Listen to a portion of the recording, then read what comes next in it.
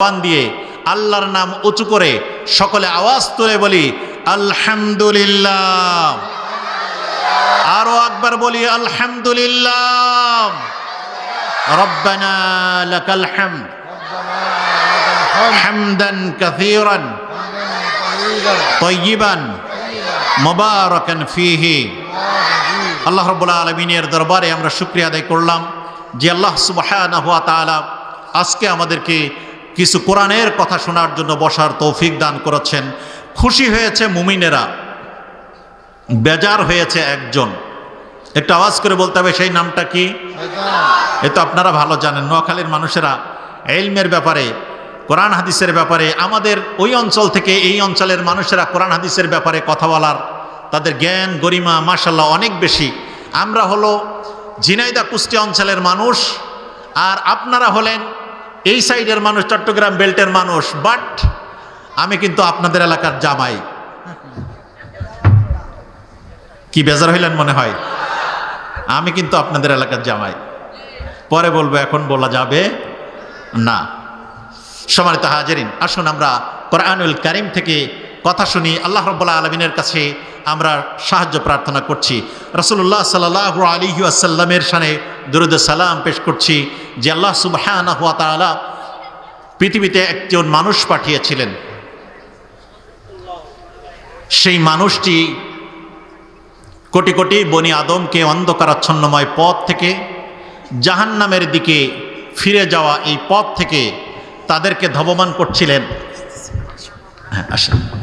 তাদেরকে সেই জায়গা থেকে ফিরিয়ে নিয়ে আল্লাহ রাব্বুল আলামিনের পক্ষ থেকে সিরাতাল মুস্তাকিমের সন্ধান দান করেছিলেন। সবাই বলি সুবহানাল্লাহি বিহামদিহি। সম্মানিত হাজিরিন, আমরা দেখছি মাঝে উঠাউঠি করছেন। এইগুলো করলে আমরা কথা বলে শান্তি পাবো না। আপনারা কি ঘন্টাখানিক সময় আমাদেরকে একটু কষ্ট করে দিবেন ইনশাআল্লাহ? আপনারা দয়া করে মাঝখানে উঠাউঠি করবেন না। যাদের উঠার দরকার এখনই চলে যান। আর যারা শুনতে এসেছেন দয়া করে এখানে এসে সুন্দর করে আমরা বসে যাই। আল্লাহর কোরআন শোনার ক্ষেত্রে ডিস্টার্ব করলে এটা কবিরা গুনাহ হবে। এর জন্য আমরা দয়া করে একটু চেষ্টা করব কোরআনের কথাগুলো শোনার জন্য। রাসূলুল্লাহ সাল্লাল্লাহু আলাইহি ওয়াসাল্লাম নবুয়ত প্রাপ্ত হলেন। খেয়াল করে কথাগুলো শুনি। রাসূলুল্লাহ সাল্লাল্লাহু আলাইহি ওয়াসাল্লাম নবুয়ত প্রাপ্ত হলেন। 40 বছর কিছুদিন পর হেরা গুহাতে আল্লাহ রাব্বুল আলামিন কোরআন নাজিল করলেন। সর্বপ্রথম কোরআনের কোন আয়াত নাজিল করেছিলেন আল্লাহ রাব্বুল আলামিন বলতে পারবেন আপনারা? বলেন একটু আওয়াজ করে। বিসমিল্লাহির রহমানির রহিম। ইকরা বিইসমি রাব্বিকাল্লাযী খালাক খালাকাল ইনসানা মিন আলাক। ইকরা ওয়া রাব্বুকাল আকরামুল্লাযী আল্লামা বিল কলম আল্লামাল ইনসানা মা লাম ইয়ালাম। 5টি আয়াত আল্লাহ রাব্বুল আলামিন নাজিল করলেন। কার উপরে এই আয়াত নাজিল হয়েছিল? কার উপরে একটু বলেন? মুহাম্মদ রাসূলুল্লাহ সাল্লাল্লাহু আলাইহি ওয়াসাল্লামের উপরে আল্লাহ রাব্বুল আলামিন সর্বপ্রথম এই আয়াত নাজিল করলেন। সর্বপ্রথম এই আয়াত নাজিল করলেন রাসূলুল্লাহ সাল্লাল্লাহু আলাইহি ওয়াসাল্লামের পরে। রাসূলুল্লাহ সাল্লাল্লাহু আলাইহি ওয়াসাল্লাম দ্বীনের দাওয়াত দিচ্ছেন। দ্বীনের দাওয়াত দিচ্ছেন। দিতে দিতে মানুষের ভিতরে যখন কিছু কথাবার্তা শুরু হলো, নতুনভাবে মানুষ দ্বীন পালন করা শুরু হলো। আস্তে আস্তে যারা ওই সমাজে আবু জেহেলের অনুসারী ছিল সেই মানুষগুলো আল্লাহ রাসূল সাল্লাল্লাহু আলাইহি ওয়াসাল্লামের এই দাওয়াত দেওয়ার পরে তারা একটু নড়ে চড়ে বসলো। আল্লাহ রাসূল সাল্লাল্লাহু আলাইহি ওয়াসাল্লাম এই দ্বীনের দাওয়াত দেওয়ার পরে তারা নড়ে চড়ে বসলো। আমরা কতগুলো খোদার ইবাদত করি, কিন্তু মুহাম্মদ নতুন করে কি যেন বলা শুরু করলো। তার কথা তো এত সুন্দর, তার ব্যবহার এত সুন্দর, সে দেখতে এত সুন্দর, তার কথাগুলো মানুষ মন্ত্রমুগ্ধের ন্যায় শুনে। রাসূলুল্লাহ সাল্লাল্লাহু আলাইহি ওয়াসাল্লাম দ্বীনের দাওয়াত দিচ্ছেন। একদিন বাইতুল্লাহর ছায়ায় আল্লাহর রসুল বসে আছেন, তারই প্রতিপক্ষ ওয়ালিদ ইবনে মুগীরা খুব বাকপটু ছিল। রাসূলুল্লাহ সাল্লাল্লাহু আলাইহি ওয়াসাল্লামকে এই দিনের দাওয়াত দেওয়া থেকে বিরত রাখার জন্য তাকে কিছু প্রস্তাব নিয়ে আসলো। ও মুহাম্মদ, তুমি এই দিনের দাওয়াত দেওয়া বন্ধ করো, তুমি কিছুদিন আমাদের ওই দেবদেবীর ইবাদত করো, আর আমরাও কিছুদিন তোমার যে আল্লাহর কথা বলছো সেই আল্লাহর ইবাদত করি। লাকুম দীনুকুম ওয়ালিয়া দীন। অনেক কথা বলার পরে আবু জেহেল পাঠিয়ে দিয়েছে কার কাছে? রাসূল সাল্লাল্লাহু আলাইহি ওয়াসাল্লামের কাছে পাঠিয়ে দিল আবু জেহেল, যে মুহাম্মদকে তো ঠেকানো যায় না, ওর কথা শুনলেই তো মানুষ কি হয়, মন্ত্রমুগ্ধের মতো কাছে চলে যায়, ওকে একটু ঠেকাও না দেখি। এবার কি শোনেন, ওয়ালিদ ইবনে মুগীরা ছিলেন বাকপটু মানুষ। আমাদের সমাজে এই গ্রাম্য সালিশের ভিতরে যারা মুরব্বীরা বসে সবাই কিন্তু কথা বলে না, কথা ঠিক কিনা বলেন? কিছু কিছু মানুষ চুপ মেরে বসে থাকে, একেবারে জিম ধরে বসে থাকে। ওই অনেক আলোচনা চলছে, এর ভিতরে এমন এক পেছমারা কথা বলে দেয়, গোটা আলোচনা শেষ। কি কথা ঠিক আছে কিনা? ওয়ালিদ ইবনে মুগীরা ছিল ওই ধরনের বাকপটু মানুষ। এবার শুনেন, আবু জেহেল, আবু লাহাব, উতবা, শাইবা কোনোভাবেই আল্লাহ রসুলকে যখন এই দাওয়াত দান করা থেকে বিরত রাখতে পারল না, আল্লাহ রসুলের কাছে কিছু প্রস্তাব নিয়ে পাঠালো, মুহাম্মদ, তুমি যদি ক্ষমতা চাও, এই মক্কার গুরুত্বপূর্ণ কিছু প্রশাসনিক ক্ষমতা আমরা তোমার হাতে দিয়ে দিব। তুমি যদি সম্পদের অধিকারী হতে চাও, আমাদের কাছ থেকে, বিভিন্ন মানুষের কাছ থেকে সম্পদ যাদের বেশি আছে তাদের কাছ থেকে নিয়ে তোমাকে সম্পদের অধিকারী বানায় দিব। তুমি যদি সুন্দরী কোনো মেয়ে পছন্দ করে থাকো তাহলে তার কথাও বলো, তাকে তোমার সাথে বিয়ে দিয়ে দিব। মক্কার কোনো সম্ভ্রান্ত বংশে যদি তুমি সম্পর্ক করতে চাও সেটাও আমরা তোমাকে দিয়ে দিব। এভাবে প্রস্তাব দেওয়া শুরু হলো। ওয়ালিদ ইবনে মুগীরা যখন সব প্রস্তাব দেওয়া শুরু করলেন, আল্লাহ রাসূল সাল্লাল্লাহু আলাইহি সাল্লাম সব কথাগুলো মনোযোগ দিয়ে শুনছেন। কথা কি বুঝতেছেন আপনারা আমার কথা? মনোযোগ দিয়ে কথাগুলো শুনছেন। একটা পর্যায়ে বলছে, আচ্ছা, আপনার দেওয়া প্রস্তাব কি শেষ হয়েছে? বলছে, হ্যাঁ, শেষ হয়েছে। ওয়ালিদ ইবনে মুগীরার প্রস্তাব দেওয়া শেষ হলো। আল্লাহ রাসূল সাল্লাল্লাহু আলাইহি ওয়াসাল্লাম বললেন, শুরু করলেন এবার, তাহা মা আনজালনা আলাইকাল কুরআনা লিতাশকা। আয়াত তেলাওয়াত শুরু করলেন, প্রায় রুকুখানিক তেলাওয়াত করলেন। দুইজন পাশাপাশি বসে আছে।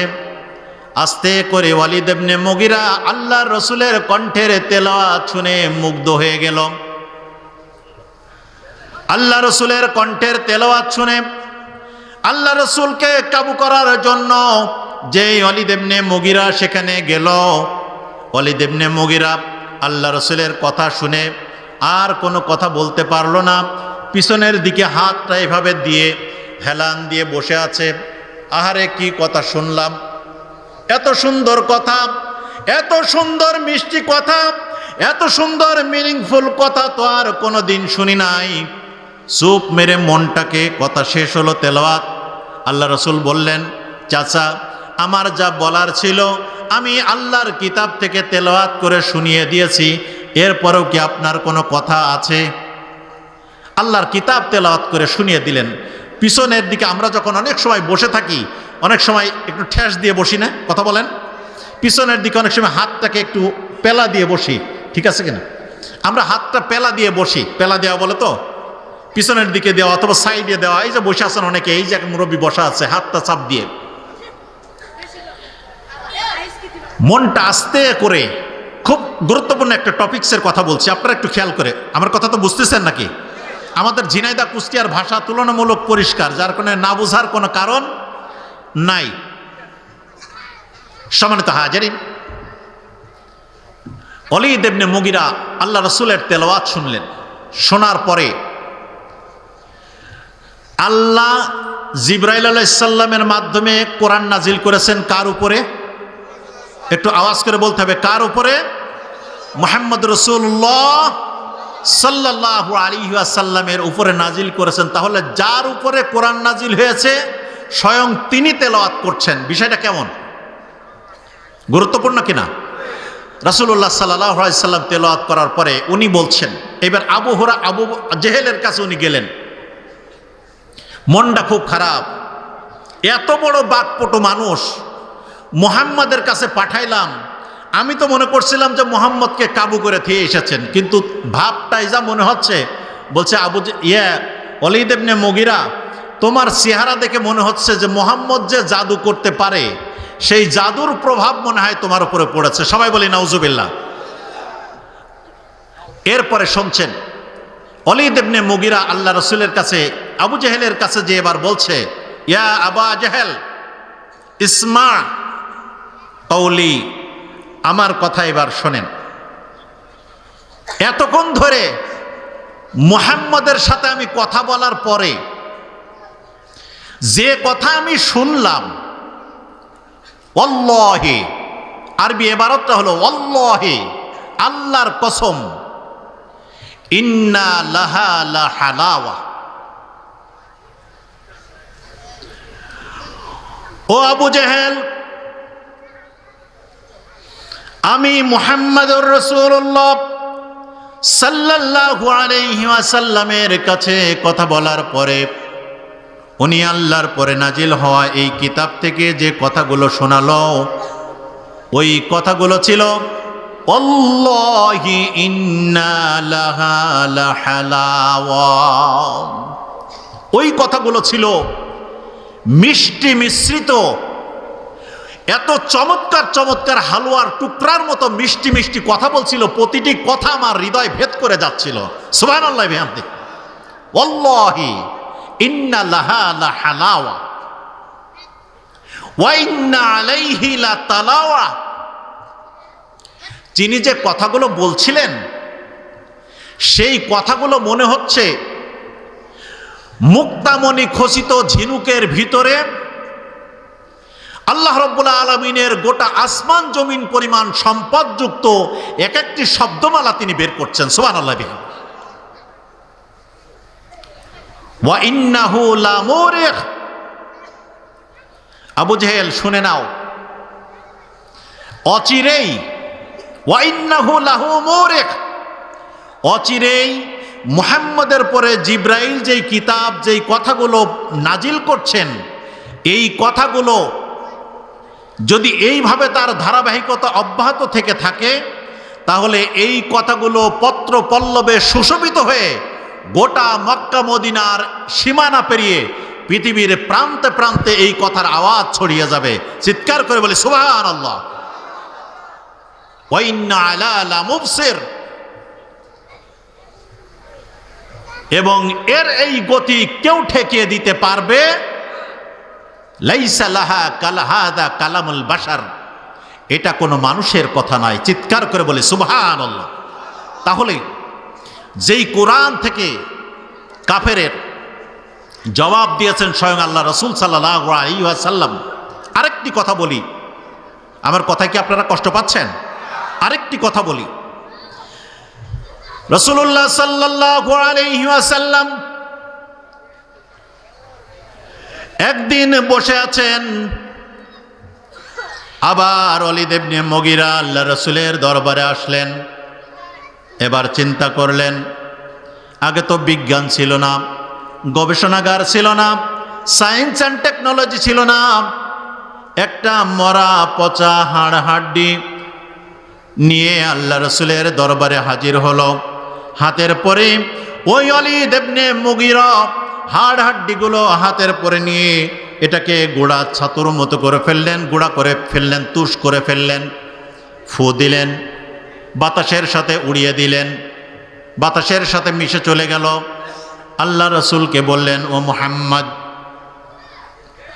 আয়াহসাবুল ইনসানু আল্লান নাজমা'a ইযামা,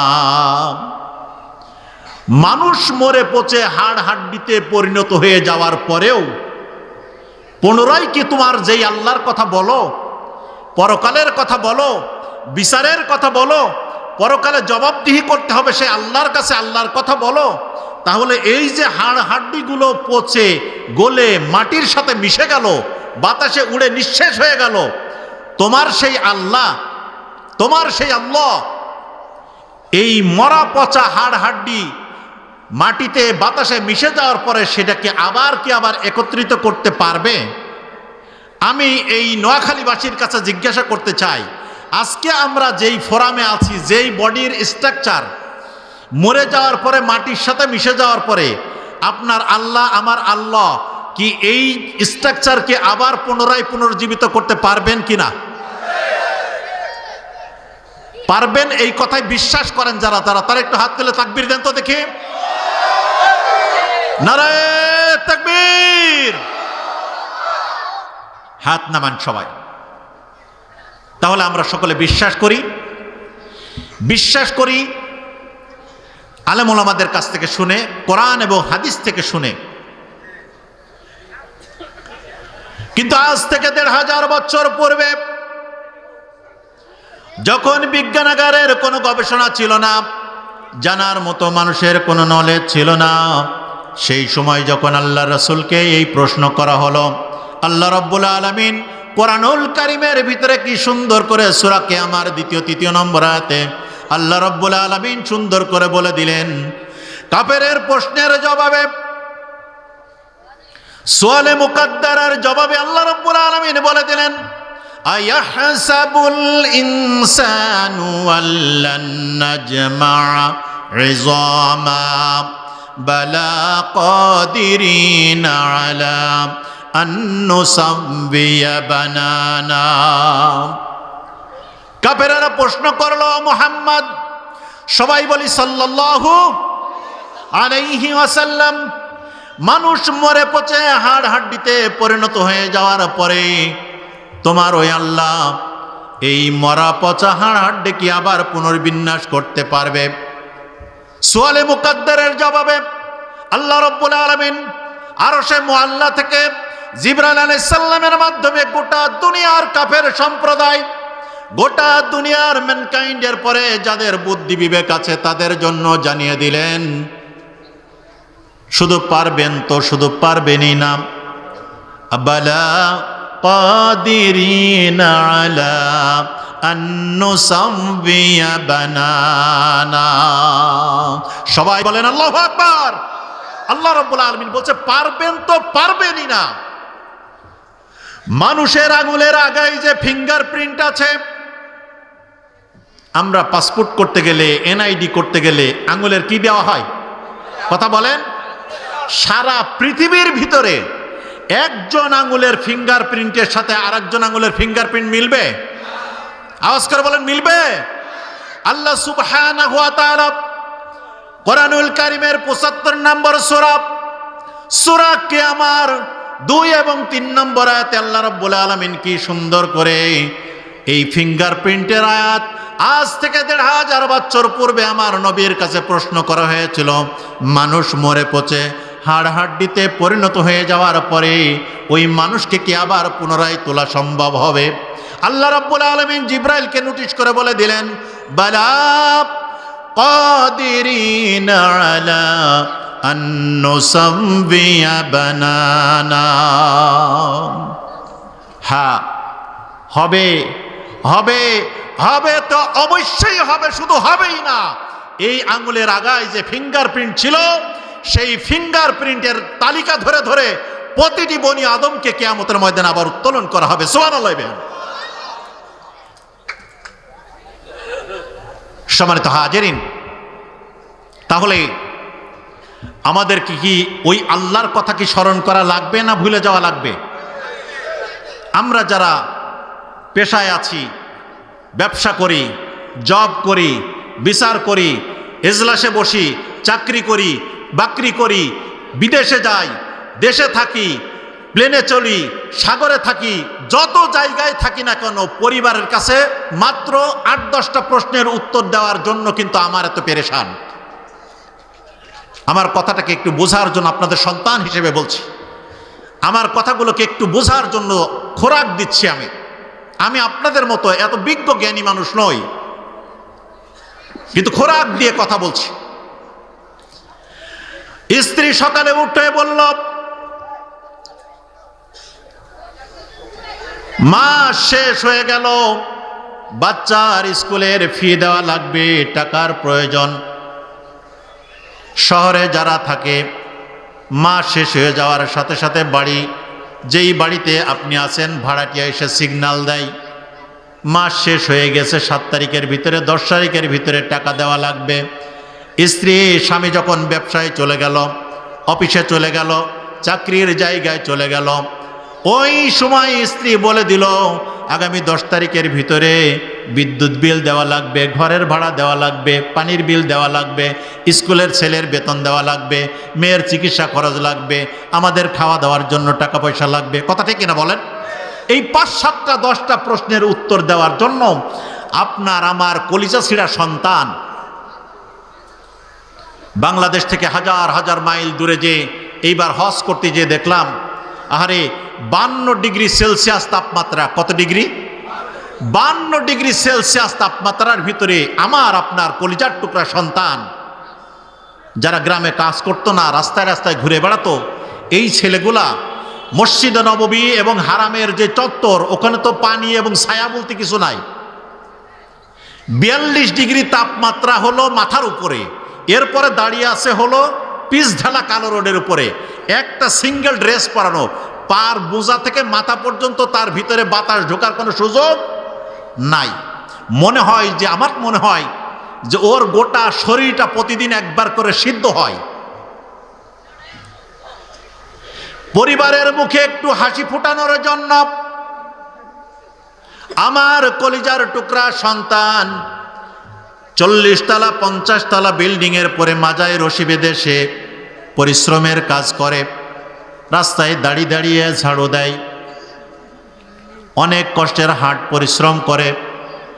5-7টা প্রশ্নের উত্তর দেওয়ার জন্য স্ত্রী, সন্তান, পিতামাতার মুখে একটু হাসি ফুটানোর জন্য যদি সন্তানের এই পেরেশানি হয়, এত পরিশ্রম হয়, যার জন্য পরিশ্রম করলাম, মরে যাওয়ার পরে আল্লাহর বিচার যখন শুরু হয়ে গেল, আল্লাহ রাব্বুল আলামিন তার কোরআনের ভিতরে বলছেন, ইয়াউমা ইয়াফিরুল মারউ মিন আখি। সেই দিন ভাই ভাইয়ের পরিচয় দিবে না, বোন বোনের পরিচয় দিবে না। যেই কলিজার টুকরা সন্তানের জন্য আপনার ঘুম হতো না, ওই সন্তান বলবে, এই বাপকে আমি চিনি না। কথা ঠিক কিনা বলেন? সেই পরিস্থিতিতে তাহলে দুনিয়ার জীবনে 5-7টা প্রশ্নের উত্তর রেডি করার জন্য যদি পৃথিবীর এ প্রান্ত থেকে ও প্রান্ত যে আপনাকে পরিশ্রম করতে হয়, পরিবারের মুখে হাসি ফোটাইতে হয়, তাহলে ওই আল্লাহ রাব্বুল আলামিনের কাছে যে দুনিয়ার জীবনে চলে ফিরে বেড়ানোর পরে সেই আল্লাহর কাছে যাওয়ার আগে কি আমার প্রশ্নের উত্তর রেডি করা লাগবে না লাগবে না? রেডি করা লাগবে। তাহলে যদি রেডি করতে হয়, তাহলে আল্লাহ রাব্বুল আলামিনের ইবাদত আমাদেরকে করতে হবে। আমরা করব ইনশাআল্লাহ। আমি খুবই খুশি হয়েছি, আমাদের প্রিয় ভাই, আমাদের সমত ব্যারিস্টার মহোদয় আছেন, আমাদের সমাজের বিভিন্ন পর্যায়ে দায়িত্বশীল ব্যক্তিরা আছেন, এত চমৎকার আয়োজন করেছেন। আমি নিজে আপনাদের এখান থেকে অনুপ্রাণিত হয়েছি। এই প্রজেক্টটা আমি আমার গ্রামেও চালু করব ইনশাআল্লাহ, যদি আল্লাহ রাব্বুল আলামিন কবুল করেন। কি সুন্দর! এই প্রশ্নের উত্তরগুলো আমাদেরকে আল্লাহর কাছে রেডি করতে হবে। আমরা রাজি আছি ইনশাআল্লাহ? ক্বালা রাসূলুল্লাহ সাল্লাল্লাহু আলাইহি ওয়াসাল্লাম, লা তাযুলু কদমা ইবনি আদম হাত্তা ইউসআলা আন খামসিন عن عمره فيما أفناه وعن شبابه فيما أبلاه وعن ماله من أين اكتسبه وفيما أنفقه وما عمل فيما علم رواه الترمذي أو كما قال عليه الصلاة والسلام আব্দুল্লাহ ইবনে মাসউদ রাদিয়াল্লাহু তাআলা আনহু বর্ণনা করছেন তিরমিজি শরীফের 2 নম্বর খণ্ডের 2728 নম্বর হাদিসে উল্লেখ করা হলো আখিরাত অধ্যায়ে আল্লাহ রাব্বুল আলামিন তার নবীর মাধ্যমে জানালেন 5টি প্রশ্নের উত্তর। কয়টা প্রশ্নের উত্তর? 5টি প্রশ্নের উত্তর দেওয়ার পূর্বে বনি আদমকে কিয়ামতের ময়দানে 1 ইঞ্চি পরিমাণ সামনের দিকে অগ্রসর হতে দেওয়া হবে না। কয়টা প্রশ্ন? 5টি প্রশ্নের উত্তর দেওয়ার পূর্বে বনি আদমকে কিয়ামতের ময়দানে অগ্রসর হতে দেওয়া হবে না। তার 1 নম্বর প্রশ্ন, আমাদের স্ত্রী পুত্র সন্তান মিলে যদি 8-10টা প্রশ্ন করে, আল্লাহ রাব্বুল আলামিন তার নবীর মাধ্যমে বলছেন কয়টা প্রশ্ন? কয়টা? 5টি প্রশ্নর আপনারা আমাকে একটু উত্তর দিবেন। মাইকে আমার এমনি কথা বলতে খুব প্রেসার দিতে হচ্ছে, মাইক আমার কথা টেনে নেয় না, আমাকে চাপ দিতে হচ্ছে। লং টাইম আসলে কথা বলা যায় না, প্রেসার দিয়ে বেশি টাইম কথা বলা যায় না।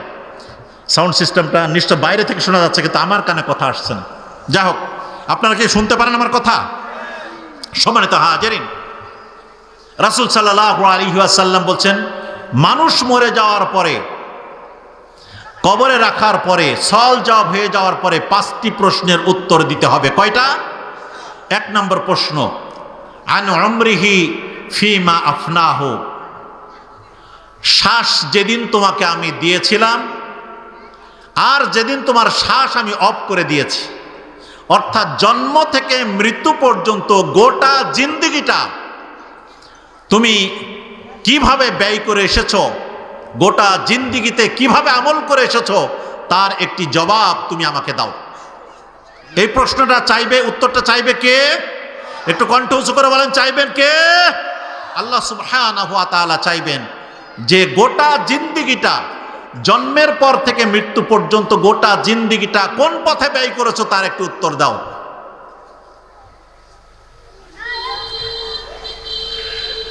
দ্বিতীয় নম্বরে আল্লাহ রাব্বুল আলামিন বান্দাকে প্রশ্ন করবেন, ওয়ান শাবাবিহি ফিমা আবলাহু, তোমার এই জীবনের ভিতরে আমি একটি গোল্ডেন এজ দিয়েছিলাম, যুবক বয়স দিয়েছিলাম, এখনই যৌবন বয়স যার, যুদ্ধে যাওয়ার সময় তো তার। জীবনে উত্থান এবং পতন, ধ্বংস এবং বিনির্মাণ করার জন্য প্রত্যেক মানুষের জীবনে একটি যৌবন বয়স আসে।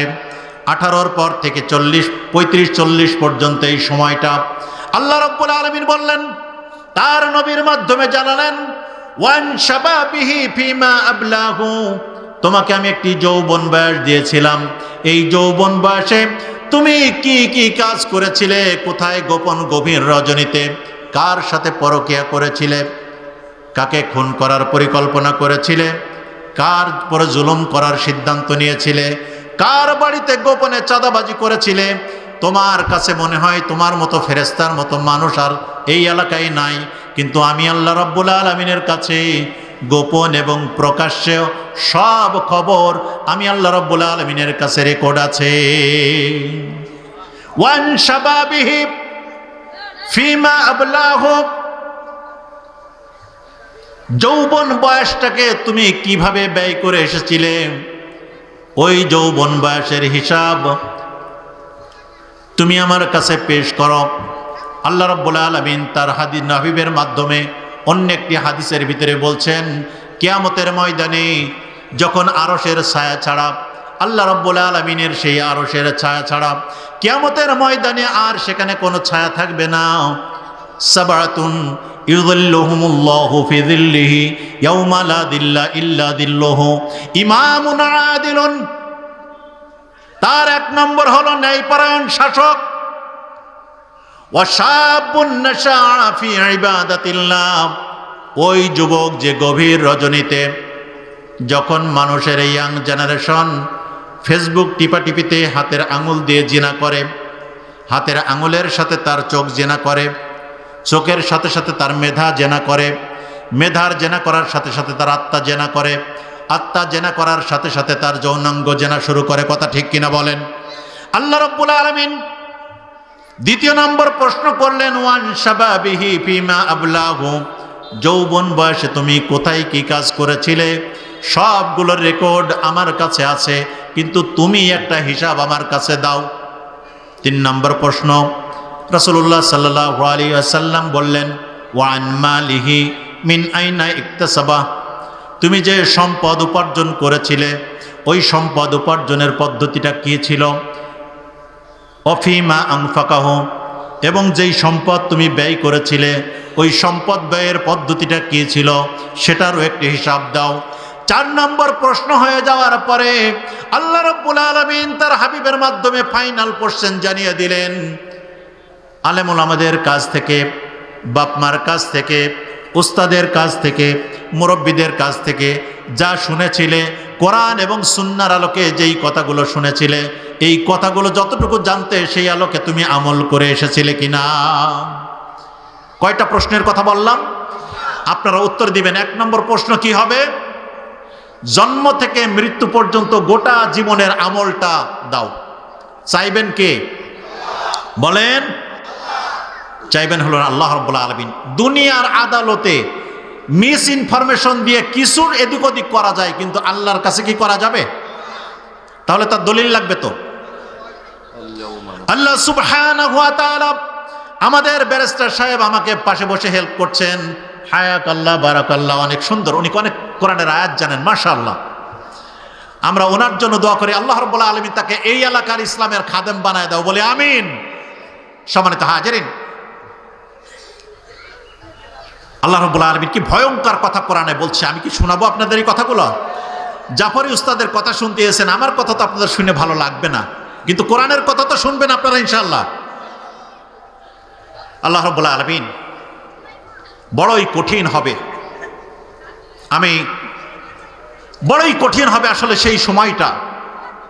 একটু খেয়াল করেন, মাঝখানে ছোট বাচ্চারা, আপনারা তোমরা একটু উঠো না বাবা, একটু কথাগুলো একটু বলার পরিবেশ করে দাও আমাকে। আল্লাহ রাব্বুল আলামিন আমাদের জন্য বলছেন, এই যে আমরা দুনিয়াতে যারা বিভিন্ন সময় বিভিন্ন কথা এদিক ওদিক ঠারে ঠরে বলি না, ইশারায় বলি না, কথা বলেন না কেন আপনারা? আল্লাহ সুবহানাহু ওয়া তাআলা সূরা বাকারার শেষ নম্বর রুকু 40 নম্বর রুকুর প্রথম আয়াতে আল্লাহ রাব্বুল আলামিন বললেন, লিল্লাহি মা ফিস সামাওয়াতি ওয়া মা ফিল আরদ ওয়া ইন তুবদু মা ফি আনফুসিকুম আও তুখফুহু ইউহাসিবকুম বিহিল্লাহ فيغفر لمن يشاء ويعذب من يشاء والله على كل شيء قدير। আল্লাহ রাব্বুল আলামিন বলছেন, লিল্লাহি মা ফিস সামাওয়াতি ওয়া মা ফিল আরদ, আসমান এবং জমিন এতদুভয়ের মাঝখানে যা কিছু আছে এই সব কিছুর পূর্ণ রক্ষক হলাম আমি আল্লাহ রাব্বুল আলামিন। সুবহানাল্লাহ। ওয়া ইন তুবদুহু মা ফি আনফুসিকুম আও তুখফু, তুমি গোপনে, প্রকাশ্যে, মনে, ইথারে, ক্লাউডে, যেখানেই যা কিছু করে না কেন সব কিছু কথা আমি আল্লাহ রাব্বুল আলামিন রেকর্ড করে রাখি। সুবহানাল্লাহ। একটি ভয়ঙ্কর আয়াত আমার দৃষ্টিতে। আমি আজকে কোরআনের তাফসীর করার জন্য এসেছি, আপনারা তো কোরআনের তাফসীর শুনতে এসেছেন নাকি? ভয়ঙ্কর কথা আমার দৃষ্টিতে মনে হয়েছে কোরআনুল কারীমের 2-3টা ভয়ঙ্কর আয়াতের কথা বলবো, এবং এই ভয়ঙ্কর অবস্থা থেকে মুক্ত পাওয়ার জন্য একটি সম্ভাবনার আয়াত বলবো, শুনবেন আপনারা? আসুন, কারণ আমাদেরকে একদিন যেতে হবে আমাদের মহান রবের কাছে। কে কোন তরিকায় আছেন, কোন আদর্শ বিলং করেন, আল্লাহ রাব্বুল আলামিন বলছেন ডাজন্ট ম্যাটার, এটা আমার কাছে মুখ্য বিষয় নয়। আমার কাছে হলো ঈমান এবং আমল। আমার কাছে কি লাগবে? ঈমান এবং আমল লাগবে। ঈমান এবং আমল যদি ঠিক থাকে তাহলে আমি আল্লাহ রাব্বুল আলামিন তোমাকে কনসিডার করব। এবার আমরা চিন্তা করি, এদিক ওদিকে কিছু আমল টামল করে মাঝে মাঝে একটু তৌবাতি সিল্লা করলে তো মোটামুটি পার পেয়ে যাবে। আল্লাহ আমার মতো এত আমলওয়ালা মানুষকে পার করবে না, তাকে এই এলাকায় আবার কে আছে? আমাদের এই ধরনের মেন্টালিটি আছে না নাই? শুনে নেন, আল্লাহ রাব্বুল আলামিন মুহাম্মদ রাসূলুল্লাহ সাল্লাল্লাহু আলাইহি ওয়াসাল্লামের মাধ্যমে তার হাবিবকে জানিয়ে দিলেন, তার মাধ্যমে জানিয়ে দিলেন এই ব্যক্তি এই ব্যক্তি এই ব্যক্তি, এরম 10-15 জন মানুষকে জানিয়ে দিলেন এই ব্যক্তি তারা দুনিয়া থেকেই জান্নাতের সার্টিফিকেট পেয়ে গেছেন। সবাই বলেন সুবহানাল্লাহ। দুনিয়া থেকে সার্টিফিকেট এই লক্ষ্মীপুর নোয়াখালী অঞ্চলে কেউ পেয়েছে, এইটা যদি জানতে পারে তাহলে ওর দাপটে, কি কথা ঠিক কিনা বলেন? নামাজকে কয় ওয়াক্ত পড়ে আল্লাহ ভালো জানে, কিন্তু আমরা যেভাবে মঞ্চে দাঁড়িয়ে বলি যে আমার নেতা নেত্রীরা 80-90 রাকাত পর্যন্ত তাহাজ্জুদ নামাজ পড়ে, এই কথা আমরা শুনতাম কিনা বলেন? আমরা শুনতাম। ওমর রাদিয়াল্লাহু তাআলা আনহু, আল্লাহ রাসূল তাকে বললেন, ওমর তোমাকে আল্লাহ রাব্বুল আলামিন দুনিয়া থেকে জান্নাতের সার্টিফিকেট দিয়েছে, বলি সুবহানাল্লাহ। রাসূলুল্লাহ সাল্লাল্লাহু আলাইহি ওয়াসাল্লাম মেরাজে গেলেন। মেরাজে যাওয়ার পরে জান্নাত জাহান্নামের ভিজিট করলেন, অপরাধীদের শাস্তির দিকগুলো ভিজিট করলেন। অপরাধীদের ভিতরে শাস্তির ভিজিট করতে যেয়ে দেখে এক জায়গায় অনেক সুন্দর তরতাজা গোশত রয়েছে, আর তার পাশেই পচা দুর্গন্ধযুক্ত পোকাযুক্ত গোশত রয়েছে। একদল মানুষ ওই তরতাজা গোশতগুলো না ভক্ষণ করে ওই দুর্গন্ধযুক্ত পোকাওয়ালা গোশতগুলো সেখান থেকে তুলছে আর খপ খপ করে খায়, আর নাড়িভুড়িগুলো মলদার দিয়ে বের হয়ে চলে যায়। রাসূলুল্লাহ সাল্লাল্লাহু আলাইহি ওয়াসাল্লাম জিবরাইল আলাইহিস সালামকে জিজ্ঞাসা করলেন, ভাই জিবরাইল, এই মানুষগুলো কারা যারা এত চমৎকার তরতাজা গোশত থাকার পরে সেই গোশতগুলো তারা ভক্ষণ করে না, পচা দুর্গন্ধ পোকাযুক্ত গোশতগুলো তারা খাচ্ছে, এই মানুষগুলো কারা? রাসূলুল্লাহ সাল্লাল্লাহু আলাইহি ওয়াসাল্লামের প্রশ্নের জবাবে বললেন, ওই মানুষগুলো তো তারা যারা যাদের দুনিয়াতে বৈধ স্বামী বৈধ স্ত্রী থাকার পরেও তারা অন্যের সাথে পরকিয়া করেছে, অন্যের ঘরে যে তারা যৌনাচরণ করেছে।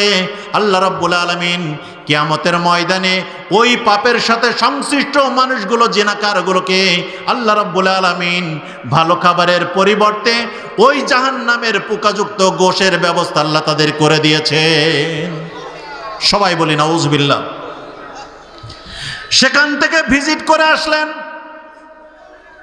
অনেক কথা ছিল, সেই কথাগুলো বলা সম্ভব নয়। জান্নাতের দিকে যাত্রা শুরু করার প্রথমেই দেখলেন কয়েকটি বড় বড় প্রাসাদ। একটি প্রাসাদ দেখে খুব পছন্দ হলো। আহারে, এত সুন্দর প্রাসাদ আল্লাহ রাব্বুল আলামিন কার জন্য নির্মাণ করেছেন? আমরা যখন ঢাকা শহরের গুলশান বাড়িধারা মাঝখান থেকে খুব কথার আওয়াজ পাচ্ছি আমি, ছোট ছোট বাচ্চাদের। তোমরা একটু চুপ করবা? আমি মনে হয় আলোচনা শেষ করে দিলে ভালো হয় কিনা? আলোচনা শেষ করে দিই।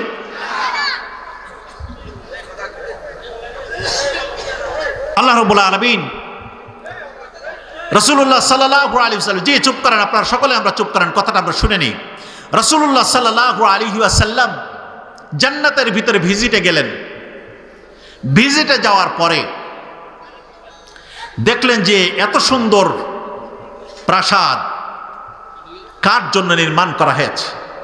জিবরাইল আলাইহিস সালামকে জিজ্ঞাসা করলেন, ভাই জিবরাইল, এত সুন্দর প্রাসাদ আল্লাহ কার জন্য বানিয়েছেন? জিবরাইল আলাইহিস সালামের প্রশ্নের জবাবে রাসূলুল্লাহ সাল্লাল্লাহু আলাইহি ওয়াসাল্লামকে, রাসূলুল্লাহর প্রশ্নের জবাবে জিবরাইল আলাইহিস সালাম বললেন, ও আল্লাহর নবী, আপনার যেই সাহাবী ইসলাম গ্রহণ করার পূর্বে আপনাকে হত্যা করার উদ্দেশ্যে রওনা দিয়েছিল, ওই ওমরের জন্য আল্লাহ রাব্বুল আলামিন খুশি হয়ে আল্লাহ রাব্বুল আলামিন ওই মানুষের জন্য, ওমরের জন্য জান্নাতে এত বড় প্রাসাদ নির্মাণ করেছেন। বলি সুবহানাল্লাহ। রাসূলুল্লাহ সাল্লাল্লাহু আলাইহি ওয়াসাল্লাম বললেন, মনে মনে তিনি চাচ্ছেন যে ওমরের জন্য এত সুন্দর প্রাসাদ নির্মাণ করেছে, যদি একটু দেখে যেতে পারতাম ভিতরের অবস্থাটা কেমন। 5 স্টার হোটেলে গেছেন আপনারা? কেউ ঢুকছেন এখানে? 5 স্টার হোটেলে কেউ ঢুকছেন? আমি দোয়া করি ঢাকা শহরে গেলে কোনোদিন আপনাদের ব্যারিস্টার সাহেব রয়েছেন, যারা শিক্ষিত মানুষ রয়েছেন, ওখানে যে মাঝে ঘুরে আসবেন, কেউ কিছু বলবে না, গেলেই স্যার বলবে। আপনি যে যদি ওখান থেকে ঘুরে আসেন, হোটেলের লবিতে যে যদি ঘুরে আসেন, স্যার বলবে। ওই লবিতে যাওয়ার পরে মনে হবে যে মানুষের তৈরি কথা ডিজাইন, বসার জায়গা এত সুন্দর সুন্দর হয়। রাসূলুল্লাহ সাল্লাল্লাহু আলাইহি ওয়াসাল্লাম মনে মনে ভাবলেন, আহারে এত সুন্দর প্রাসাদ আল্লাহ রাব্বুল আলামিন কার জন্য নির্মাণ করেছেন। রাসূলুল্লাহ সাল্লাল্লাহু আলাইহি ওয়াসাল্লাম মাঝে মাঝে মনে হলো যে একটু ঘুরে যাই, কিন্তু আবার তিনি মনে মনে করলেন, আহারে ওমরকে আল্লাহ নিজেই সম্মান দিয়েছেন। সবাই বলি সুবহানাল্লাহ। ওমরকে আল্লাহ সম্মান দিয়ে এত চমৎকার প্রাসাদ আল্লাহ তার জন্য নির্মাণ করেছেন, ওই ওমরের অনুমতি ছাড়া তার প্রাসাদে ঢোকা যাবে? তার অনুমতি ছাড়া ঢোকা যাবে? এখানে কি আমাদের জন্য কি কোনো শিক্ষা আছে? কি শিক্ষা আছে কেউ বলবেন? আমরাও যারা এই সোসাইটিতে বসবাস করি, অনুমতি ছাড়া বহু বাড়িতে কিন্তু আমরা ঢুকে যাই, কথা ঠিক কিনা বলেন? বাড়ি যত সুন্দরই হোক, যত ভাঙাচোরাই হোক, ইসলামের সুন্নাহ পদ্ধতি হলো বাড়ির দরজায় যে মিনিমাম 3 বার সালাম দিবেন, কথা ঠিক কিনা বলেন? এই সুন্নাহকে আমরা মানতে পারবো ইনশাআল্লাহ? যার তার বাড়িতে অনুমতি ছাড়া ঢোকা যাবে? জিবরাইল আলাইহিস সালামের সাথে কথা বলে রাসূলুল্লাহ সাল্লাল্লাহু আলাইহি ওয়াসাল্লাম ফিরে এলেন, বললেন, দেখা হলো ওমরের সাথে। ওমর, কি সুন্দর প্রাসাদ দেখলাম। জিবরাইলকে জিজ্ঞাসা করলাম, ও জিবরাইল, এত সুন্দর প্রাসাদ কার জন্য নির্মাণ করা হয়েছে? বলল, ওমরের জন্য নির্মাণ করা হয়েছে। কিন্তু ওমর, আল্লাহ তোমাকে নিজে সম্মান দিয়েছে, তোমার অনুমতি ছাড়া তোমার প্রাসাদে ঢোকাটা উচিত মনে করি নাই। সুবহানাল্লাহ। ওমর রাদিয়াল্লাহু তাআলা কেঁদে ফেললেন, বললেন, ইয়া রাসূলুল্লাহ, আপনার জন্য আল্লাহর উদ্দেশ্যে আমার জীবন কোরবানি হোক, আমার পিতামাতা আপনার উদ্দেশ্যে আল্লাহর উদ্দেশ্যে কোরবানি হয়ে যাক। আমি তো সেই ওমর, আপনাকে খুন করার জন্য আমি রওনা দিয়েছিলাম। আপনি আমার হেদায়েতের জন্য আল্লাহর দরবারে দোয়া করেছিলেন, সেই দোয়ার বদৌলতে আল্লাহ রাব্বুল আলামিন আমাকে কবুল করলেন দিনের জন্য। আপনি আমার ঘরে ঢুকবেন, আমার পারমিশন লাগবে। ইয়া রাসূলুল্লাহ, আমি এই অপরাধ বোধ আমি কিভাবে জায়গা দিব? সুবহানাল্লাহ। যেমন রেসপেক্ট তেমন সম্মান আল্লাহ রাব্বুল আলামিন দিলেন। সেই ওমর রাদিয়াল্লাহু তাআলা আনহু, আমরা যারা নিজেরা ঈমান আমলের বড়াই করি, গৌরব করি, আমি এই কথাটা নিয়ে আসলাম এই কারণেই। কথার ভিতরে শিক্ষা আছে না? আছে কিনা বলেন? কি কারণে নিয়ে আসলাম এই ঘটনাটা? আমরা যারা মনে করি ক্ষুদ্র কিছু আমল করে মনে করি যে অনেক আমল করেছে, আল্লাহ আমার ছাড়া এই এলাকায় জান্নাত আর কার দেবে? ওমর রাদিয়াল্লাহু তাআলা আনহু, আল্লাহ রাসূল সাল্লাল্লাহু আলাইহি ওয়াসাল্লাম ওফাত হয়ে গেল। ওফাতের কয়েকদিন আগে হুযায়ফা আল ইয়ামিন রাদিয়াল্লাহু তাআলা আনহুকে আল্লাহ রাসূল ডাক দিলেন। কাগজে লেখা মদিনার ভিতরে কারা কারা মুনাফিক ছিল তাদের একটা লিস্ট হুযায়ফা আল ইয়ামিনের হাতে আল্লাহর রাসূল সাল্লাল্লাহু আলাইহি ওয়াসাল্লাম ধরায় দিলেন। বললেন, তুমি এটা গোপনে রেখো, কাউকে দেখায়ও না, কিন্তু তুমি জেনে রাখো এই মানুষগুলো মদিনার ভিতরে তারা মুনাফিক। ওমর রাদিয়াল্লাহু তাআলা আনহু এটা কেমনে জানছেন?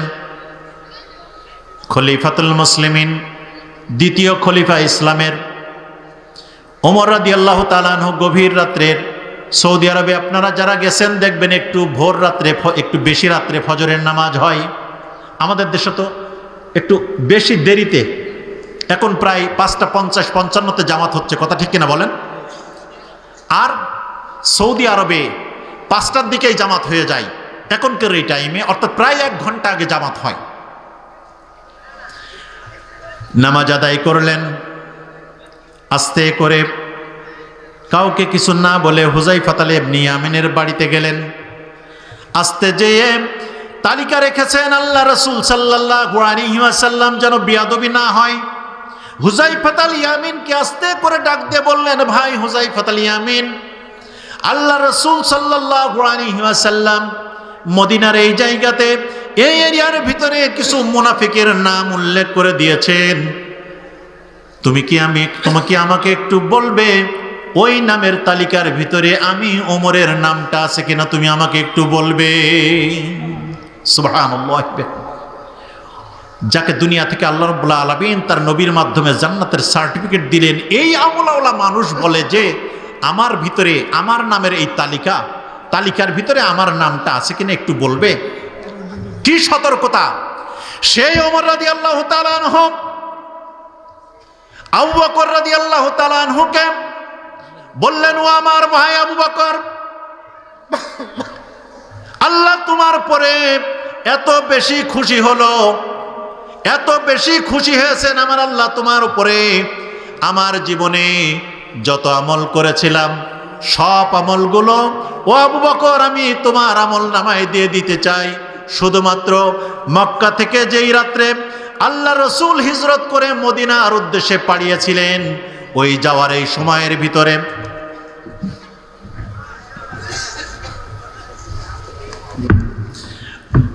তোমার এই সময়ের ভিতরে আল্লাহ রাব্বুল আলামিন তুমি মক্কা থেকে আল্লাহ রসুল মক্কা থেকে মদিনায় যাওয়ার এই সময় পর্যন্ত এই সময়ের ভিতরে আল্লাহ রসুলকে আপনি সঙ্গ দিয়েছিলেন। ওই সঙ্গ দেওয়ার সময় ওই সময় আল্লাহ রাব্বুল আলামিন আবু বকর আপনার পরে যে খুশি হয়েছিলেন, ওই সময়ের আমলের যে বরকত আল্লাহ রাব্বুল আলামিন দান করেছিলেন, সারা জীবনের আমলের কোনো প্রয়োজন নাই। আমি ওমরের জীবনের গোটা জিন্দেগীর আমল সব আপনার জন্য ওয়াকফ করে দিব। শুধু মক্কা থেকে মদিনায় হিজরত করার ওই সময় আল্লাহ আপনার পরে যে খুশি হয়েছিলেন, ওই সময়ের আমলটুকু আপনি আমাকে একটু দান করে দেন। বলি সুবহানাল্লাহ। আল্লাহ সুবহানাহু ওয়া তাআলা এত সতর্কবান মানুষের ভিতর থেকে আমাদেরকে যারা ইসলাম দিয়ে গেলেন, আমরা যারা দুনিয়ার এই জীবনে চলাফেরা করি, ভাইয়েরা আমার, বন্ধুরা আমার, মুরব্বীরা আমার, বাবারা আমার, আমরা যদি স্বীকার করে নিই, খেয়াল করি, আমাদের এই সকল কর্মকাণ্ড আল্লাহ রাব্বুল আলামিন পর্যবেক্ষণ করছেন। কেমন পর্যবেক্ষণ করছেন শুনে নেন। এই আয়াতগুলো বলে আমি শেষ করব। আমি কি শেষ করে দিব আলোচনা ইনশাআল্লাহ? আমি কয়েক মিনিট কথা বলে শেষ করব ইনশাআল্লাহ। আল্লাহ সুবহানাহু ওয়া তাআলা কোরআনুল কারীমের 15 নম্বর সূরা বনি ইসরাইল, 17 নম্বর কোরআন 15 নম্বর পারা 17 নম্বর সূরা বনি ইসরাইলের 13 এবং 14 নম্বর আয়াতের ভিতরে আমাদের জীবনের কর্মকাণ্ড নিয়ে আল্লাহ বলেন, ওয়া কুল্লা ইনসানিন আলজামনাহু তাইরাহু ফি উনুকিহি ওয়া নুখরিজু লাহু ইয়াওমাল কিয়ামাতি কিতাবান ইয়ালকাহু মানশুরা। আল্লাহ রাব্বুল আলামিন বলছেন, মানুষ জন্ম থেকে মৃত্যু পর্যন্ত যত কথা বলেন, সব কথামালাগুলো আল্লাহ রাব্বুল আলামিন বান্দার গলার ভিতরে যে আলা জিব্বা নামক জিব্বাটা রয়েছে, গোটা বান্দার জীবনে যত কথা বলেছেন সব কথাগুলো আল্লাহ রাব্বুল আলামিন এই কণ্ঠনালীর ভিতরে আল্লাহ রাব্বুল আলামিন রেকর্ড করে রেখে দিয়েছেন।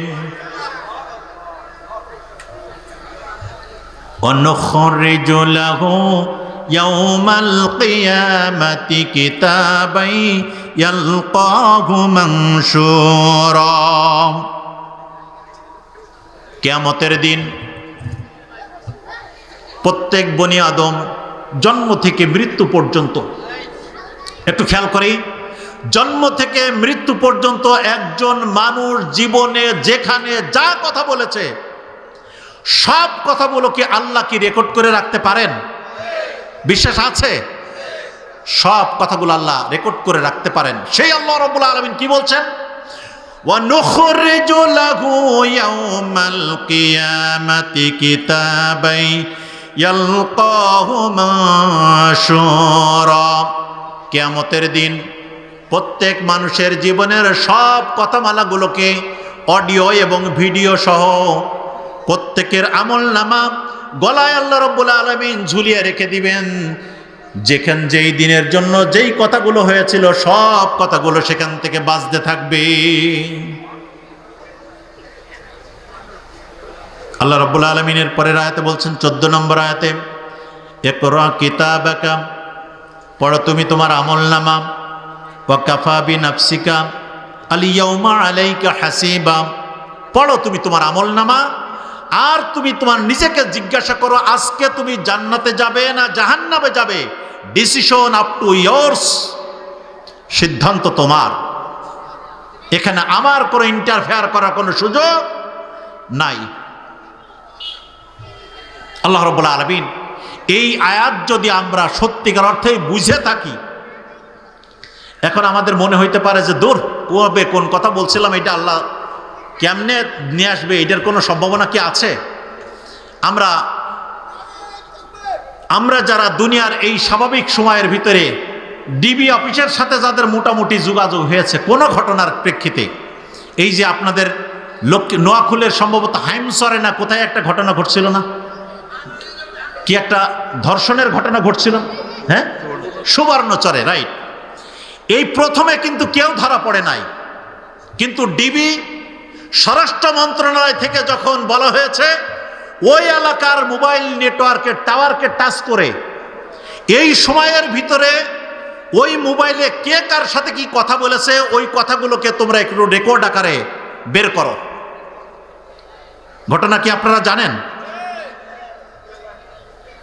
বের করার পরে দেখলো রাত এতটার সময় মিস্টার কলিমুদ্দিন সলিমুদ্দির সাথে পরিকল্পনা করে অমুকের বাড়ি থেকে অমুকের মেয়ে বের করে নিয়ে যে তাকে ধর্ষণ করা হয়, তাকে রেপ করে মেরে ফেলা হয়। এরপরে যত কথা হয় সব কথাগুলো আস্তে করে বেরিয়ে আসলো মানুষের মেধা দ্বারা, মানুষের তৈরি করা টেকনোলজি দ্বারা। মানুষের কথাগুলো যদি ইথার থেকে ধরে নিয়ে এসে আপনাকে খুঁজে বের করা যায়, তাহলে ওই আল্লাহ রাব্বুল আলামিন বলছেন আমি এই টেকনোলজি যিনি সৃষ্টি করলেন আমি আল্লাহ রাব্বুল আলামিন তারও স্রষ্টা। সুতরাং আমার তোমার সকল কথামালাগুলো আমি আল্লাহ রাব্বুল আলামিন কিয়ামতের ময়দানে বের করে দিব। ইয়াউমা তুকাল্লিমু আল ইয়াউমা নাখতিমু আলা আফওয়াহিহিম, কোরআনুল কারীমের 36 নম্বর সূরা ইয়াসিন আয়াত নম্বর 65। আল্লাহ রাব্বুল আলামিন বললেন আল ইয়াউমা নাখতিমু আলা আফওয়াহিহিম ওয়া তুকাল্লিমুনা আইদিহিম ওয়া তাশহাদু আরজুলুহুম বিমা কানু ইয়াকসিবুন। হাত আমার বিরুদ্ধে কথা বলবে, আমার বডি আমার বিরুদ্ধে কথা বলবে, আমার চোখ আমার বিরুদ্ধে কথা বলবে, আমার যৌনাঙ্গ আমার বিরুদ্ধে কথা বলবে। সুতরাং যাকে আপনি আপন মনে করছেন কেউ আপনার আপন হলো আপনার ঈমান এবং আপনার আমল। কথা ঠিক কিনা বলেন? সুতরাং আমাদের ঈমান এবং আমল ঠিক করতে হবে। আমরা আজকের এই তাফসীর থেকে একটি শিক্ষা নিতে চাই যে আমাদের জীবনের অপরাধগুলো মাফ করায় নিয়ে আমাদের রবের কাছে যেতে হবে। এই কথার সাথে আমরা তো সবাই একমত। আমি আপনাদের কাছে জানতে চাই, মা বোনেরা সহ যারা শুনছেন, আল্লাহর সাথে মরার পরে আল্লাহর সাথে দিদার লাভ করতে চাই কারা কারা? একটু হাত তোলেন দেখি। সবাই আমরা হাত তুলি। ইয়া রাব্বুল আলামিন আজকের এই তাফসীরুল কোরআন মাহফিল থেকে তোমার সাথে দিদার লাভ করার মতো আমল আমাদের করার তৌফিক দান করো বলে আমিন। ইয়া রাব্বুল আলামিন আমাদের ভালো কাজ করার তৌফিক দান করুন। আল্লাহ রাব্বুল আলামিন বলছেন ফামান কানা ইয়ারজু লিকা রাব্বিহ, কোরআনুল কারীমের সূরা কাহাফ 18 নম্বর সূরা কাহাফ এর 110 নম্বরের শেষ আয়াতে আল্লাহ রাব্বুল আলামিন বলছেন ফামান কানা ইয়ারজু লিকা রাব্বিহ ফালইয়ামাল আমালান সালিহা ওয়ালা ইউশরিক বিইবাদাতি রাব্বিহি আহাদা। তোমরা কেউ যদি আল্লাহর সাথে দিদার লাভ করতে চাও তাহলে তোমাদের দুইটা কর্মসূচি আমি আল্লাহ দিলাম। কয়টা কাজ দিল?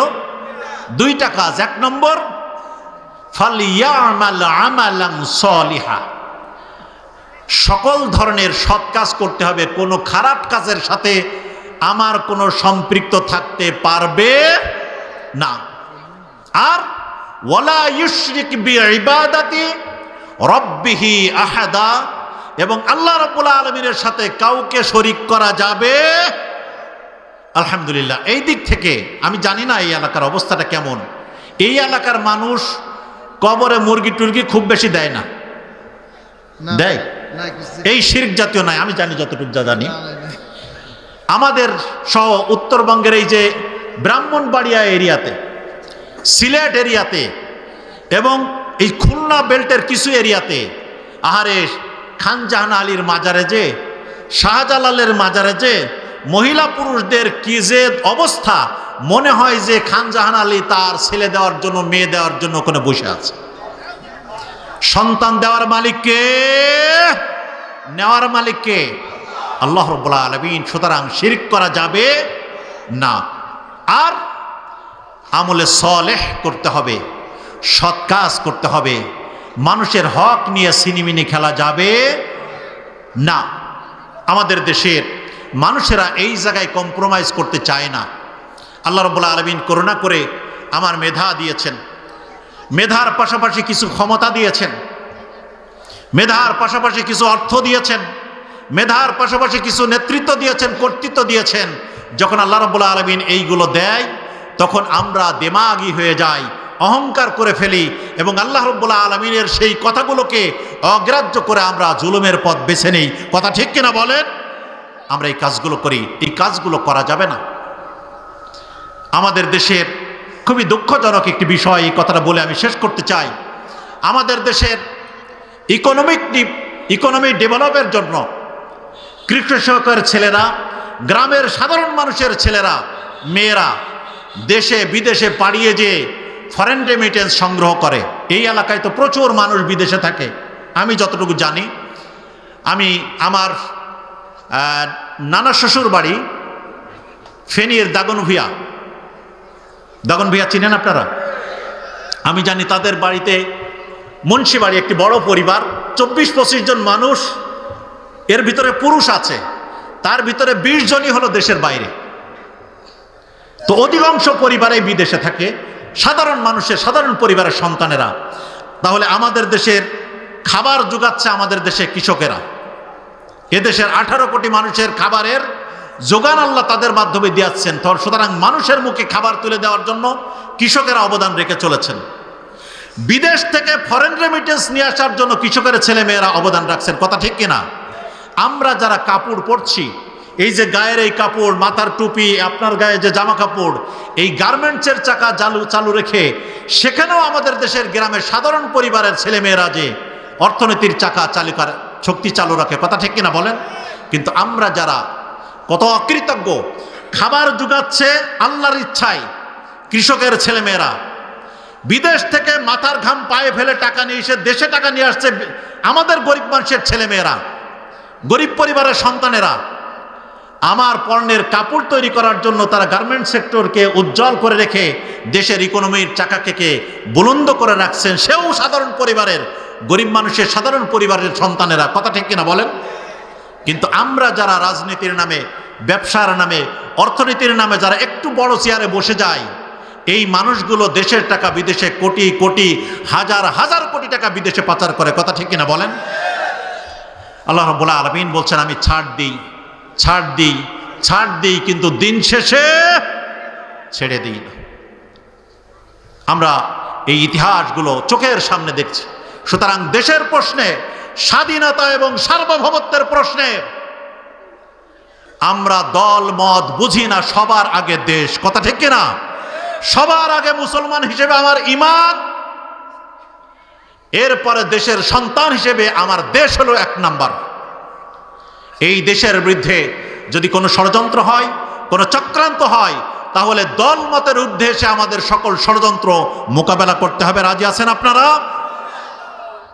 আলহামদুলিল্লাহ। আমরা এই কথাগুলো বলে আমাদের আল্লামা সৈয়দ কামাল উদ্দিন জাফরি হাফিজাহুল্লাহ তার অসুস্থতার জন্য দোয়া করে, আপনাদের সকলের জন্য সুস্বাস্থ্য কামনা করে, যারা এই আয়োজন করেছেন, দীর্ঘ সময় ধরে কোরআন এবং হাদিসের কথা শুনেছেন, আমি যেই কথাগুলো আপনাদের সাথে বলেছি, আমি আমার মন গড়া কোনো কথা এখানে বলার চেষ্টা করি নাই। প্রতিটি কথা মনে হয়েছে যে কোরআনের তাফসিরটাকে কোরআনের তাফসিরই হওয়া উচিত, সেই পয়েন্ট অফ ভিউ থেকে আমি কোরআনের তাফসির আপনাদের করার জন্য চেষ্টা করেছি। আমার যদি ভুল ত্রুটি হয়ে থাকে তাহলে ক্ষমা সুন্দর দৃষ্টিতে দেখবেন। আমাদের মা বোনেরা কথা শুনেছেন, মা বোনেরা দূর দূরান্ত থেকে এসেছেন। আমাদের মা বোনদের প্রতি আমাদের অনুরোধ হলো স্বামীর আনুগত্য করা, সংসারটাকে সুন্দরভাবে গুছিয়ে সংসারটাকে একটি সুস্থ সাবলীল সংসার হিসেবে গড়ে তোলার জন্য আপনাদের ভূমিকা রাখা, আমার সন্তানটাকে আদর্শ মানুষ হওয়ার জন্য সন্তানের প্রতি নজর রাখা এবং মুরব্বীদের সম্মান করা, এই জিনিসগুলো আমরা যদি আমাদের সন্তানদেরকে শিখাইতে পারি, আমাদের এই দেশ ফুলে ফলে সুশোভিত হবে।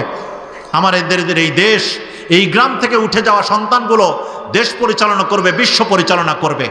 আমি বিশেষ করে 5ই আগস্টে ঘটে যাওয়া যেই ঘটনাগুলো ঘটে গেল, বাংলাদেশের কত হাজার সন্তান আমাদের দেশের মানুষেরাই তাদেরকে গুলি করে মারলো। আমরা ওই সন্তানদের যারা নিহত হয়েছেন, যারা আহত হয়েছেন, যারা খুন হয়েছেন, এই ঘটনার সাথে যারা সংশ্লিষ্ট আছে, বাংলাদেশের আইন আদালতের আলোকে প্রত্যেকে তার স্ব স্ব অপরাধের বিচার চায়। আপনারা বিচার চান কিনা? প্রত্যেকেই তার বিচার পাইতে হবে। আমরা আশা করছি আল্লাহ রাব্বুল আলামিন বাংলাদেশকে একটি আইনের শাসন এবং রাজনৈতিক দুর্বৃত্তপনার ব্যানারে মানুষকে গোলাম বানিয়ে রাখার জন্য রাজনীতিবিদদের একটি অশুভ অংশ যেই কাজগুলো করে থাকেন, এই কাজ দয়া করে করবেন। আমাদেরকে স্বাধীনভাবে বাঁচতে দিন, স্বাধীনভাবে মাথা উঁচু করে দাঁড়াইতে দিন। আমরা অন্য দেশের প্রেসক্রিপশন নিয়ে আমাদের দেশকে পরিচালনা করতে চায় না। আমাদের দেশের যোগ্য সন্তানেরা আমাদের দেশ চালাবে, কথা ঠিক কিনা? এই দেশের সন্তানেরা দেশ চালাবে। আমার দেশের পতাকা ছিঁড়া হয় পাশের দেশ থেকে, আমার দেশের পতাকার পরে পা দিয়ে থুতু ফেলছে ইন্ডিয়ার এই মানুষ যারা নাকি বাংলাদেশিদেরকে বন্ধু বলে। আমাদের দেশের একই চালের নিচেই, একই পাড়ার ভিতরে মসজিদে আজান হয়, মন্দিরে তারা তাদের ধর্মীয় উৎসব পালন করে, কোনো সমস্যা নাই। তারা নাকি সারাদিন আমাদের এখানে গন্ডগোলই দেখে কিনা বলেন? মিডিয়া দিয়ে সারাদিন প্রচারণা করতে থাকে। আমরা ইন্ডিয়াকে বলতে চাই, আপনারা স্বাধীন রাষ্ট্র, আমরা স্বাধীন রাষ্ট্র, আমাদের দেশকে নিয়ে অযথা হস্তক্ষেপ করবেন না, কথা ঠিক কিনা বলেন? আমাদের দেশকে নিয়ে অযথা হস্তক্ষেপ করবেন না। এই মোদিজি গুজরাটে 2.5 থেকে 3 হাজার মুসলমানদেরকে জীবন্ত পুড়িয়ে হত্যা করেছেন। সেখানে মসজিদগুলো এখনো বুলডোজার দিয়ে ভেঙে গুড়িয়ে দেওয়া হচ্ছে। আমাদের দেশে কিন্তু কোনো মন্দিরে আঘাত পড়ে নাই। আমরা মানুষকে বলবো কেউ আইন হাতে তুলে নিবেন না। আমরা সমতায় বিশ্বাসী, একসাথে বসবাসে বিশ্বাসী, সকল ধর্মের পরে শ্রদ্ধাশীল, কথা ঠিক কিনা বলেন? কিন্তু বাংলাদেশকে নিয়ে যদি আপনারা বেশি বাড়াবাড়ি করেন, বাংলাদেশের স্বাধীনতা যদি হুমকির মুখে পড়ে, তাহলে চিকেন নেক কিন্তু এদেশের মানুষেরা গলা টিপে ধরবে ইনশাআল্লাহ। চিকেন নেক 7 সিস্টারকে গলা টিপে ধরবে ইনশাআল্লাহ। কাশ্মীর স্বাধীন হবে, গুজরাট স্বাধীন হবে, বাইতুল বাবরি মসজিদকে আপনারা ভেঙেছেন, সেখান থেকে আওয়াজ উঠবে ইনশাআল্লাহ। সুতরাং আমরা আমাদের সমতার ভিত্তিতে, মর্যাদার ভিত্তিতে বসবাস করতে চাই। আপনার দেশের ভিতরে বিষয়গুলো আপনারা দেখেন, আমাদের সন্তানেরা আমাদের দেশ দেখবে, কথা ঠিক কিনা বলেন? এই জন্য আসুন আল্লাহ রাব্বুল আলামিনের কাছে আমরা তৌফিক কামনা করছি। এ দেশ আমার দেশকে আমি আমার মায়ের মতো ভালোবাসি, আমি আমার পিতার মতো ভালোবাসি। এদেশে আজানের আওয়াজে মানুষ ঘুম থেকে জেগে ওঠে, আজানের আওয়াজ শুনে ঘুমের কোলে ঢলে পড়ে। সে দেশে দুঃখী মানুষ, খেটে খাওয়া মানুষ, অসহায় মানুষ, সকলে মোরা সকলের তরে, প্রত্যেকে মোরা পরের তরে, এই কথা নিয়ে আমাদের দেশে আমরা পরিচালিত হই। সুতরাং একটি সুন্দর দেশ গঠনের জন্য আমরা বাংলাদেশের প্রান্তে প্রান্তে কথা বলি, প্রতিটি জায়গার মানুষগুলোকে দেশপ্রেমে উদ্বুদ্ধ হওয়ার জন্য কথা বলি। দয়া করে দুর্নীতিটাকে ছেড়ে দেন, মানুষের পরে ইনজাস্টিস করা ছেড়ে দেন, মানুষকে ইজ্জত দিয়ে কথা বলা শেখেন। আমরা এই কাজগুলো করতে পারবো ইনশাআল্লাহ। আল্লাহ রাব্বুল আলামিন আমাদেরকে কবুল করুন। একটি গান বলে আমি আমার কথা শেষ করতে চাই। এই কথাটা বলেই আমি আমার কথা শেষ করছি, আপনারা কি শুনবেন ইনশাআল্লাহ? ফুটপাতে পড়ে থাকা জীর্ণ বস্ত্র পরা অসহায় অনাহারী দুঃখিনী, সে যদি তোমার প্রিয় মা হতো, পারতে কি চেয়ে চেয়ে দেখতে বলো, পারতে কি চেয়ে চেয়ে দেখতে। ফুটপাতে পড়ে থাকা জীর্ণ বস্ত্র পরা অসহায় অনাহারী দুঃখিনী, সে যদি তোমার প্রিয় মা হতো, পারতে কি চেয়ে চেয়ে দেখতে বলো, পারতে কি চেয়ে চেয়ে দেখতে। ইয়াসমিনের মতো তনুর মতো যে মেয়েটি অকারণে লাশ হয়ে যায়, লাশ হয়ে যায়, যৌতুকের দায়ে অসহযাতনা সয়ে যে মেয়েটি কেঁদে কেঁদে ফাঁসিতে লুটায়, ফাঁসিতে লুটায়, সে যদি তোমার প্রিয় বোন হতো, পারতে কি চেয়ে চেয়ে দেখতে বলো, পারতে কি চেয়ে চেয়ে দেখতে।